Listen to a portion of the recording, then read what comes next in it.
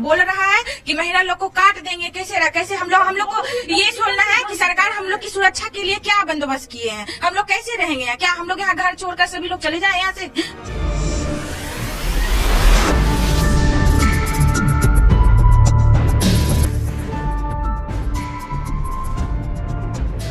ये सारे घर जला दिए गई है, सारे दुकानें जला दिया गया है। ये देखिए नजारा देख लीजिए, ये नजारा देख लीजिए, दुकान का लूट कर लिया है। इसका इरादा ही ऐसा ही है, हिंदू लोग है, इसको मारो पीटो लूटो जो भी करो। मेरे मिस्टर से बोला था उनने, मेरे मिस्टर ने मेरे को धक्का दिया झाड़ के दूसरे पीछे, और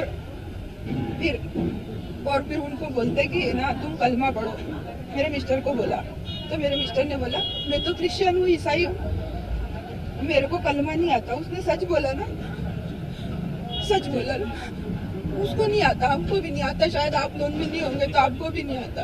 वक्फ board chairperson has demanded stern action against vandalism. फिलिस्तीन ज्यादा अपना है या भारत?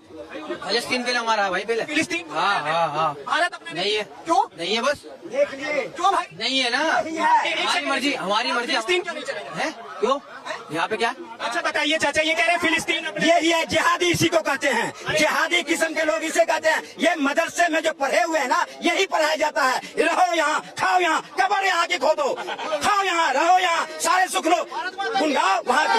ये जो इतने लोग भारत माता की जय कहते हैं और ये कहते हैं भारत माता में भारत में नहीं है, ये भारत में नहीं है। ये ऐसे लोगों को वहीं भेज देना चाहिए जहाँ इजराइल तोड़ रहा है।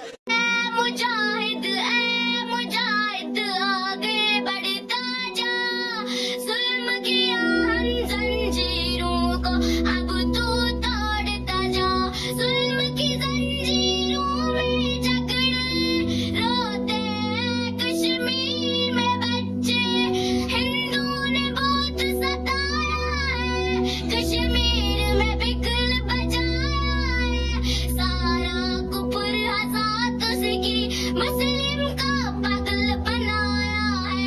ऐ काश की जाने मुस्लिम में इस हिंदू की मदकारी को, अब हाथ में लेंगे कलाशन को, तो हिंदू को तड़पाता जा। ऐ मुजाहिद आगे इधर जा, जुल्म के जंजीरों को अब तू तोड़ता जा। बाकी वसल्लम। ये रिव्यू थोड़ा हटके होने वाला है, क्योंकि आज मैं एक ऐसे मूवी के रिव्यू करने वाला हूँ जो बहुत ज्यादा कंट्रोवर्सी में रह चुका है और बहुत जगहों पे ये रिलीज भी नहीं हुआ है, और आप जानते हैं कि मैं किस जगह की बात कर रहा हूँ। अब मैं इस मूवी की अगर बात करूं तो मैं कुछ पॉइंट्स में बात करना चाहूंगा। पहला, सच। दूसरा, जस्टिस या फिर हम कहें न्याय। तीसरा, लाइफ या फिर हम कहें जीवन। और चौथा, we the people of Bharat. तो मैं ये 4 शब्दों का इस्तेमाल क्यों कर रहा हूँ? ये 4 शब्द बहुत ज्यादा इंपॉर्टेंट है और ये थ्रू आउट द मूवी आपको देखने को मिल जाएंगे, जहाँ पे 4 कीवर्ड्स हैं इस मूवी के, और ये 4 मेन पॉइंट रहते हैं थ्रू आउट द मूवी, जो आपको एक्सप्लेन करेंगे कि क्या सिचुएशन हमारे भारत का है अभी प्रेजेंट सिनेरियो में। तो चलिए बात करते हैं इन 4 कीवर्ड्स के बारे में। और इन सबसे पहले मैं विवेक अग्निहोत्री जी का धन्यवाद करना चाहता हूं कि वो इस तरह के मूवी लेकर के आते हैं। सबसे पहले हमें देखने को मिला था द टास्क एंड फाइल, उसके बाद द कश्मीर फाइल्स, अब जाकर के हमें देखने को मिला है द बंगाल फाइल्स। और इसके मेन कास्ट की बात करें तो यहाँ पे हमें मिथुन चक्रवर्ती, पल्लवी जोशी, दर्शन कुमार, सिमरत कौर, अनुपम खेर, शाश्वत चैटर्जी, एकलव्य सूद, नामिश चक्रवर्ती, राजेश खेर, पुनीत हिसार, प्रियांशु चैटर्जी, दिव्येंदु भट्टाचार्य, सौरभ दास, मोहन कपूर, अनुभव अरोरा और पौलोमी घोष देखने को मिलती है। ये सारे कास्ट आपको इस मूवी में देखने को मिलते हैं। तो अब बात कर लेते हैं उन 4 कीवर्ड्स के बारे में जो मैंने पहले डिस्कस किया था। तो सबसे पहले आता है सच या फिर हम कहें ट्रूथ, जिसे हम डिनोट करते हैं सफेद रंग से। उसी के साथ आता है फॉल्स या फिर हम कहें झूठ, जिसे हम डिनोट करते हैं ब्लैक रंग से। और अभी के करंट सिनेरियो के हिसाब से ये दोनों मिल चुके हैं, जहाँ पे ये कलर हो चुका है ग्रे, और लोग अपने हिसाब से सच और झूठ मानते हैं।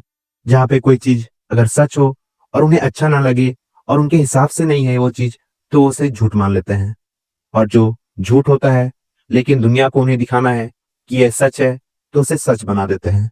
तो अब ये 2 कलर नहीं रहे और एक कलर बन गए हैं, जो कि है ग्रे। और आपको ये थ्रू आउट द मूवी देखने को मिलेगा, जहाँ पे सच और झूठ का डिफरेंस आपको समझ में नहीं आएगा। और ये सच और झूठ एक समाज के लिए ये भी दिखाता है कि क्या आप इस मूवी को देखने जाएंगे कि नहीं, क्योंकि कुछ लोगों का मानना है कि ये फॉल्स एलिगेशन और प्रोपेगेंडा फैला रहे हैं, जो कि बहुत ज्यादा गलत है। आप कोई भी चीज को जज नहीं कर सकते बिना उसे देखे। और आप अगर अपने मन में एक झूठ लेकर के रहेंगे तो आपको कभी सच का पता नहीं चलेगा। और इस मूवी के थ्रू हमें एक डार्क सीक्रेट और एक डार्क इवेंट पता चलता है, जो हमें आजादी से पहले देखने को मिला था, जो कि है नाव खाली राइट्स, जो कि बंगाल में टेक प्लेस किया था, जहां पे एक मास जेनोसाइड हुआ था। और अगर आपको अभी भी लगता है कि ये झूठ है, तो आप इस मूवी को ना देखें। और अगर आपको सच्चाई जानना है तो आप इस मूवी को देख सकते हैं। और सच तो ये भी है कि जो भी चीजें हमें इस मूवी के थ्रू दिखाई गई है वो रियल इंसिडेंट के ऊपर बेस्ड है और ऐसा सच में हुआ था।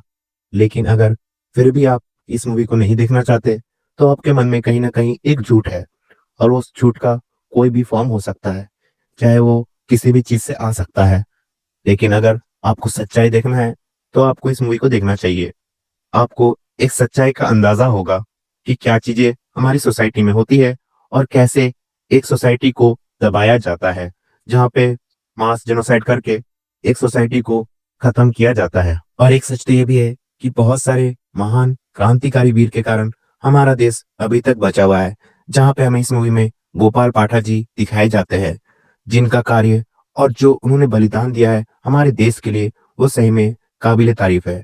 और जिस तरह से इस मूवी के थ्रू उन्हें पोर्ट्रेल दिया गया वो सही में बहुत ही ज्यादा अच्छा था, जहाँ पे उनकी कार्य और जो वीर गाथा सुनाई गई, जिस तरह से उन्होंने अपने हिंदू भाइयों को लेकर के जो बदले की आग लेकर के जो लड़ाई लड़ी थी, वो सही में बहुत ही ज्यादा अच्छा आपको देखने को मिलेगा। और आपको एक और सच भी देखने को मिलेगी, जो कि है उस समय की पॉलिटिकल पार्टीज, जो कि रूलिंग पार्टीज भी थी, जिस तरह से उन्होंने इस पूरी सिनेरियो को हैंडल किया वो सही में बहुत ही ज्यादा खराब था। और आपको महात्मा गांधी जी का रियल फेस भी देखने को मिलेगा, जहाँ पे अहिंसा के ऊपर आप भी सवाल उठाएंगे, क्या अहिंसा जरूरी है, और क्या जब आपके साथ मारकाट या फिर जेनोसाइड जैसे सिनेरियो आए तो क्या आप अहिंसा को चूज करेंगे कि नहीं। ये सवाल आपको मूवी में दिखाई जाती है, जहाँ मैं एक सवाल पूछना चाहता हूँ। अगर मैं अपने हथियार दे दिए, समर्पण कर दिए, और वो हथियार लेकर हमारी बहन बेटियों को उठा ले जाए, तो क्या करना चाहिए? हिंदू महिलाओं को अपने आप को असहाय या कमजोर नहीं समझना चाहिए। अगर कोई भी रावण किसी भी महिला के एक भी बाल को हाथ लगाता है तो उसे आत्महत्या कर लेनी चाहिए, और वो ऐसा अपनी जीभ को जोर से काटकर या सांस रोककर अपने प्राणों को त्याग सकती है। वही असली साहस है।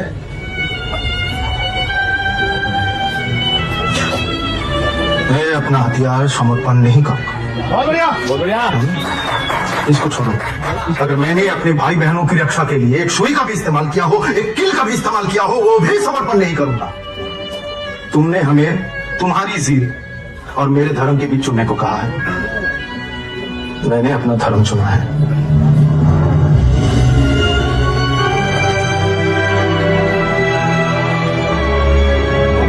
और विवेक अग्निहोत्री जी अपनी मूवीज के थ्रू सच्चाई दिखाने की कोशिश करते हैं, जहाँ पे वो द टस्कन फाइल में हमें ये दिखाए थे कि किस तरह से हम भारतीयों को अभी तक नहीं पता कि लाल बहादुर शास्त्री जी की हत्या किस तरह से हुई थी, या फिर सुभाष चंद्र बोस किस तरह से मरे थे, या फिर होमी जहांगीर बाबा के बारे में भी हम लोग नहीं जानते कि किस तरह से उनकी हत्या हुई थी। ये सारी मिस्ट्रीज अभी तक मिस्ट्री बनी हुई है और कोई भी नहीं जानता कि क्या हुआ था।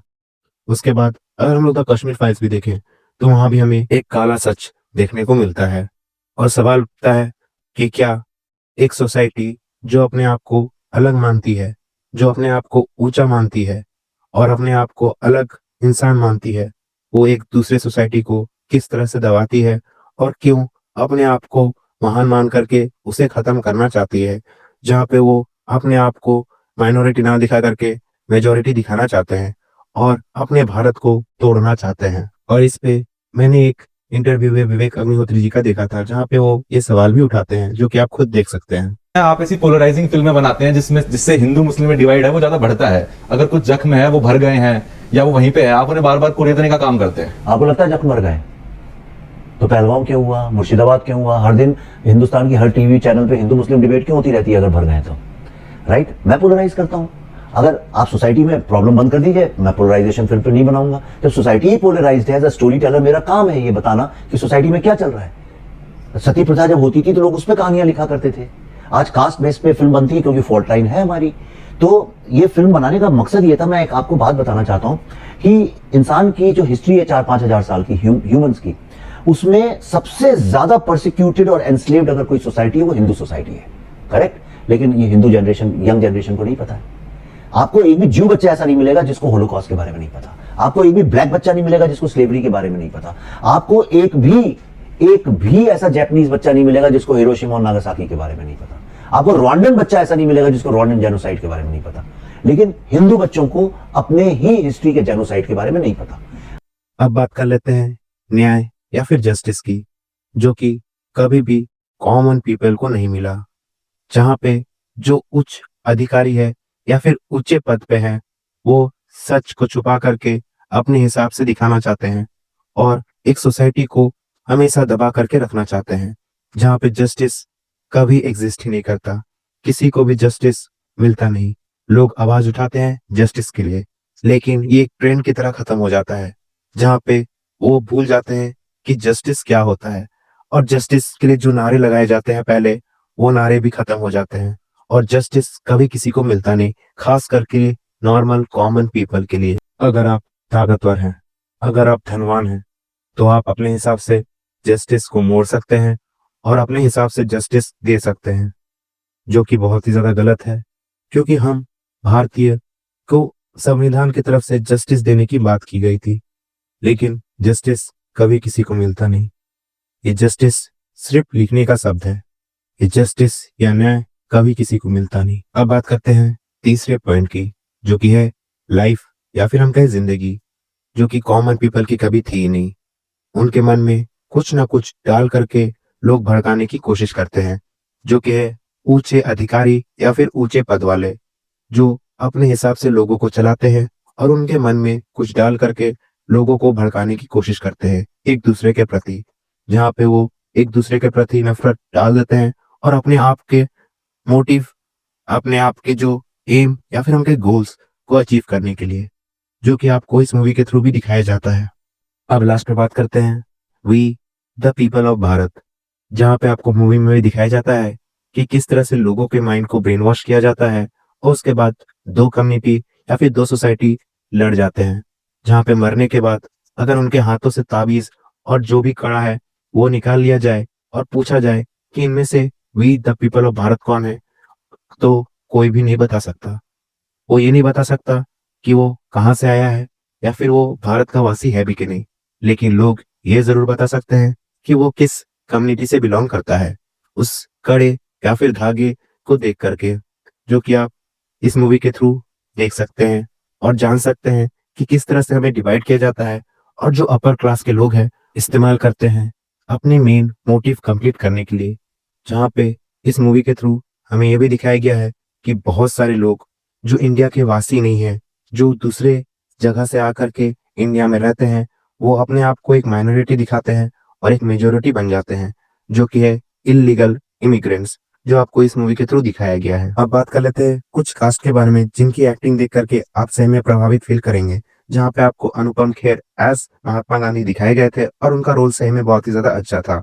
अगर हम शाश्वत चैटर्जी की बात करें तो उन्हें जो सरदार हुसैनी का कैरेक्टर दिया गया था, उसे देख के आप सही में नफरत फील करेंगे और आपको भी फील करेगा कि आप उसकी जान ले लें। उसके बाद जो हम एकलव्य सूद का कैरेक्टर एज अमरजीत अरोड़ा देखते हैं, उनका भी कैरेक्टर सही में बहुत ही ज्यादा अच्छा था। उसके बाद हमें पल्लवी जोशी एज महाभारती भी दिखाई गई, जो कि अपना बैक स्टोरी बताती है और सही में हम उनके बैक स्टोरी से कनेक्टेड फील करते हैं। उसके बाद अगर हम लोग बात करें तो हमें मिथुन चक्रवर्ती भी दिखाए गए एज मैडमैन चतुर और उनका कैरेक्टर भी बहुत ही ज्यादा अच्छा था। अगर हम लोग बात करें दर्शन कुमार की, तो उन्होंने जो सीबीआई एजेंट का रोल निभाया था वो सही में बहुत ही ज्यादा अच्छा लगा मुझे। और जो सिमरत कौर एज भारती बैनर्जी जो पहले यंग थी, उनका रोल पोर्ट्रेल बहुत ही अच्छा से किया था।